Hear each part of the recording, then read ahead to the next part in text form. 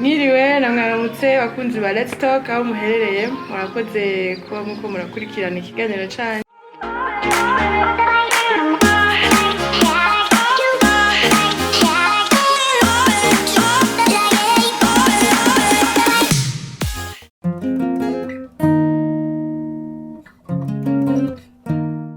ndashaka tuvugane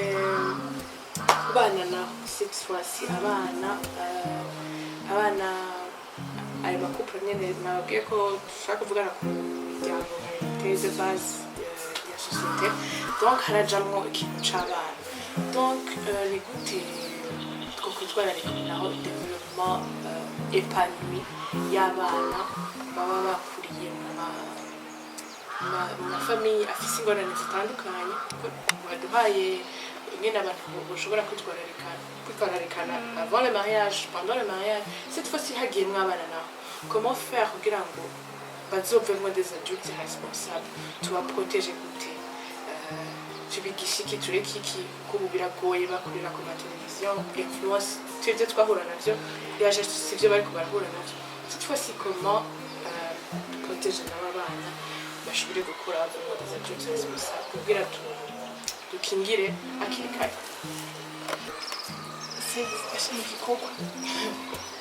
ni igikorwa kandi abavyeyi bakwiye gukangukira no guhagurukira kutwe kute c'est vrai biragaragara yuko abavyeyi baritwararika cane le côté physique abana ntibabura ico barya abana ntibabura ico bambara abana baje kw'ishure hama nyene birafise akantu birasubisha umuvyeyi nyene ko ariko aritaho umwana ariko bigumye gutyo nukuri usanga umuntu ariko arirasura gusa mugabo umwana ari livré à lui-même sans limite kandi abashakashatsi bagize ubushakashatsi abantu qui ont réussi comment umuntu ibiha amachance umuntu ko réussir barabonye yuko ikintu bita quotient émotionnel c'est-à-dire ngene umuntu amerewe indani birafise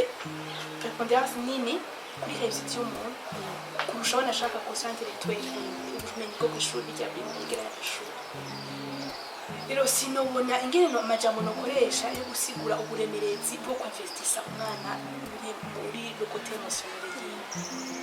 sinzi nk'umuyandi makiritu y'umuga nk'umurundi frema ni ikintu co guhagurukira mu buryo bukomeye cane umengo abavyeyi benshi meme ntibari na conscience yuko iyo kote ikeneye kuba develope canke bafise ico bona yikorako umengo umwana yafunguye yaryamye yagiye kw'ishuri n'umuvyeyi ati n'umwana ariko arizwa niki ntiyariye ariko arizwa ashaka iki na caprice ariko arifyinisha kubita twara hanze or urumva umwana c'est pas le physique n'umubiri ubona ashaka umubiri n'inzu gusabamwo la vraie personne elle est à l'intérieur rero umuntu ari à l'intérieur comment elle s'en préoccuper comment niho haja même l'éducation niho haja éducation des valeurs donc ni igikorwa kinini abavyeyi bafise ahubwo rero ni ikintu bokamukira ingene umuntu kandi umupapa n'umumama ibintu vyo kumengo hari amatasha ari partage umugabo nyene yinanasa akariha inzu akariha sa relation vraiment ibindi la maman yokipa abana amama ugasanga nibo batabiri ko bagiye kosha badevoir abana umugabo yaciye mu menga afise toute la liberté yo guca mu kabari agataha 22h sivyo ni ibintu ego vyabaye gutyo mu myaka myinshi ama abantu barabiha sens mugabo sivyo abana n'abavyeyi bose kandi n'ivyo wamugaburiye n'ivyo wamukoresheje amadevoir wari ivyo wamufashije niyo arafise iyindi côté émotionnel ikenera kubakwa iyo nayo hanini arakeneye kubona ikenerwa présence arakeneye kubona son papa arakeneye kubona sa mama arakeneye kubona ingene babana biramuha igicapo c'ingene abantu babana kubera nibo abantu ba mbere azi ica kabiri environnement bakreya niyo imucrea muri stabilité umwana aguriye muri environnement iri stable irimwo amahoro irimwo umutekano bituma indani muri we antwe biramupopesa kuzo nk'umutamu natari yashite nukuvuga nta mutekano muke yakuriye muri environnement umeze ukuntu surtout 0-6 ans il est très déterminé mu bijanye na développement y'umwana mu buzima bwe bwo gukura ugasanga ni umwana atukura atuje ni umwana zo kuratekanye kubera iki muri yaje yiwe yabaye muri environnement y'amahoro aramenyereye amahoro mugabo umuntu yakuriye muri famille conflictuelle harimo perturbation mais usanga ari umuntu ari perturbé même bon siko bice bitegerezwa kugenda kubera hagati ya enfance na l'âge adulte hariho igihe umuntu akora agira cyo kwikorerako aka restaurant nyine umutima wiwe akiretablisha kubera quand même hariho aje umuntu l'adulte ça veut bisigura yuko umuntu afata responsabilité z'ubuzima bwiwe ntabwo mavuga ngo nakunze gutya mbwa kamwe mu mvubu abanose akati katacho kimana kundi yakuriye muri ndi environnement yoro birafecta umwana akuriye mu nduru umwana akuriye mu mahoro sico kimwe rero c'est vrai nobwira abavyeyi ngo nimubana amahoro kubera abana nibikora mugabo gusa bo ba conscient yuko hariho environnement abana bakeneye hejuru yo gufungura no kwiga hariho environnement y'amahoro stable environnement abo n'abavyeyi bakundana bafashanya ivyo byose biramukomunika ikintu d'autant plus que bitameze gutyo kenshi umwana acavyitako acibaza ngo ni kubera we deja biriko biramwonona après niyagize ikibazo yumva umengo nta mwanya mufitiye kubera mufite deja arabona ko mufite izindi ngorane ikintu abavyeyi bihenda ko kenshi ni kweza ngo umwana n'akantu wa miniature canke n'aka extraterrestre kadatahura ivyo turimo umwana ni umuntu nkawe nanje c'est juste parce que ataragira capacité ya compréhension yiwawe nanje du coup ahubwo bimwexposa kwa ma interpretation ibintu atariyo akabona kubona mo bari ko barashwana agashabaza ngo baranya ça n'a pas de sens kuri twebwe mugabo wo kuri baca yibaza nije natumye izo ngorane nta capacité gutahura afise mugabo arabibona ivyo turiko turagira byose kama ma besoin de fils nawe arayafise arakeneye kumva yuko mwitayeho kugera tukere vuba ko twitayeho arakeneye kumva nko muri âge ya za 2 ans 3 ans arakenera kumva yuko son avis compte nakubwiye no nabo n'umuntu arakeneye kumva ko des fois yumvise kandi akabona ko mwayi respecte kubera nawe zishibi mugisha ko respecta amano y'abandi urumva arakenera kumva yuko yakiriwe abana ko umwana kuje ko tulta igize hariyanye ariko arangora est-ce que nawe umuntu abikugiriye uvyumva gute shafuje ku muntu azera project azera ça le touche umwana gusa niduca dushoka tubibona kandi nibica ba TikTok bwo à long terme biriko biramukomunika ikintu hamagaza ngare n'umwana bo muri bacagira ama interpretation n'ibintu bizomwafecta n'ingene afata ingingo n'ingene aba ataza adashobora gufata akawusanga n'umwana nyene yamayishira inyuma yamamvumenga ivyiwe n'ibikonta yamayimvumengo nta muntu amuronkera umwanya kandi binakenewe kubera iki inconscient bavye batse muri we yuko ndene mama adashobora kurongera umwanya n'undi murongera umwanya ni kandi malheureusement biba biri subtil ahandi ndani muri umwe ngo binyengetire muri we nawe nyene ntashobora kwidefinisa ngo shaka amajambo gusa ubibona à travers son contact rero vraiment environnement dukira nk'abavyeyi muhira ira contact cyane kuri development nziza y'umwana kandi kuba conscient nk'umuvyeyi vraiment umwana arafise des besoins émotionnels zikenera kuba satisfait apana kumugaburira gusa iyasure uruko investisi iki muri we émotionnellement uruko investisi iki muri we musanze muri appréciation umugira amajambo ya gute umubona gute est-ce que urafata umwanya ukamwankuraje est-ce que urafata umwanya apaye ibindi bintu byose hama ukamwinvestisamo ikintu kanaka murafata umwanya nyene wanyu muri deux ukamukomunika ama valeur ufise hama kandi ahanini umwana si mu kuvuga cyane kuvuga rero biravana n'umwana n'undi mugabo ahanini ivyo bona mugirira iki ensemble umutwara mu biki uri conseil vyo kura mu communique nyumbura umuvye ushaka umwana wawe akura yubaha Imana akura senga reka kumusiga muhira kuri umusitse muhira umubwiretse yuko muhira niho yeza kuba umutwara ivyo ujamo wowe instima kubiri valeur nyumva ufuti kugira umwana asoma ni ikintu cyangombwa igezwe urasoma ariko urasoma natubwiye ngo gusoma udasoma urubwira ni ari n'abana biga par imitation na observation kurusha plus par majambo donc abavyeyi vraiment igikorwa ni kinini c'est tout doit ubuzima burahamagara cyane abantu kurondera amafaranga nyene ngo tireka shano yo banza kaza karonka nahaba ivyo bindi nibiki mugabo urumva birakenewe cyane gose ushobora gusanga rero wa mugaburi wamuhaye byose mugabo pour l'avenir son avenir ni sécurisé pour l'autre gusa rero niba birashitse ugasanga n'umwana ubunye bisigaye bineze cyane ugasanga umwana arakuze 30 ubwo gusa aca depana umuvyeyi ntaruhutse kandi yaramugaburiye kandi yaramwigishije mugabo eske nta hantu habaye udufaye nyene muri janye no kunana kamwe ibintu emotionnel ingene yemera ingene yo gufata ama eske nta hantu habaye utuntu ataronse kirifari nikibazo c'est pas le mal que bavya umuvyeyi parce que umuntu wese atagica afise n'umunye bafise ko baravye baradukunda baduha best yabo gusa hari igihe itabikwiye yo ubumana ishimwe hari beaucoup de formations turafise accès ku bumenyi bwinshi les parents tugiye former tu donner le meilleur à nos enfants dans la mesure du dushoboye bien sûr abana nabo bakuriye muri famille monoparentale aho babona umuvyeyi umwe peut-être babuze papa bakiri batonya canke mama wabo canke abavyeyi baratandukanye à un certain moment none abo nabo babafasha gute abana canke abavyeyi parce que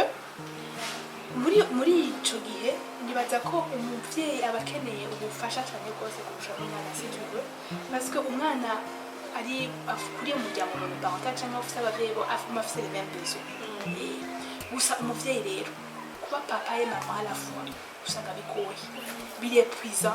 physiquement birepuisa émotionnellement rero ikintu nyamukuru nohera ko nk'umuvyeyi ntavyikorere vyose ngo bimwice ntiyemere ko bimwica nyene ngo bimushire hasi niyubahuke gusaba ubufasha nyumva arushe niyubahuke kumva niyumve kumengo amanse kuri responsabilité yiwe iyo asabye umuntu amufasha ikintu kanaka ifoko mu mutima yiwe yuguruka nk'ubu surtout nk'abantu b'abapfakazi par exemple surtout b'abagore ugati umwana w'umupfakazi arasuzugurwa bacavuga ngo siragwaye indero ikwiye agacisha kuvyikorera pourcentage ibibazo mufishe bijije n'ivyo mugabo ifo kurekura ukareka bakagufasha kora wenyene ivyo kuvuna nuko tipo ndarushe ndakeneye gufata akanya nduhuke saba umuntu yo gufasha abantu nivo gusiga ku mugenzi bizeye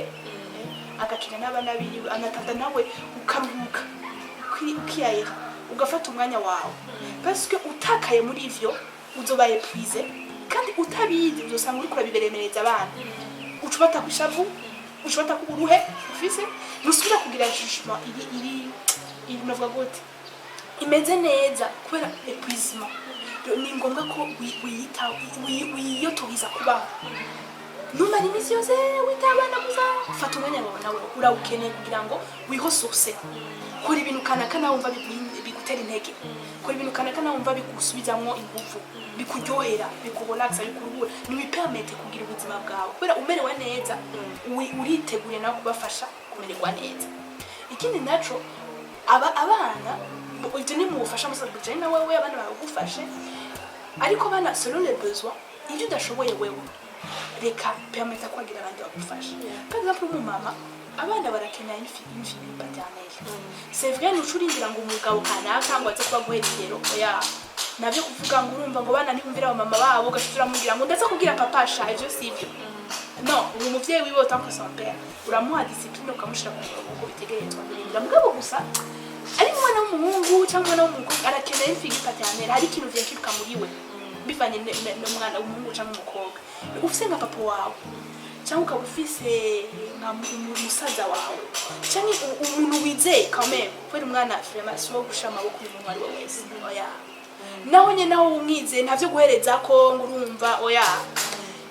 mugabo quand même uramupermeta ko muri environnement a rencontre ama figure paternelle ashobora kumunspira ntabwo gusa muri omonze yawe gusa uri kumama ngucuko mutwara abagenzi b'abagore oya mupermete ko ahurana n'indi ba figure y'abagabo wizeye bamwikika ibintu wowe westima nawe ko biri barero hama ari nk'uwo ushobora kumurongera inzote y'umupara cyangwa umuntu nyene kanaka wumva wizeye muri byose kandi jeno ifo gusenga pana kuri ibintu byose ibi byose navuze ahabuze mwakayenga nyene gushira mu Imana biracumbagira birageze kuvu bira il faut vraiment kwiyasura ko kwigira selon Dieu ariko kandi muri yo sens rose umuntu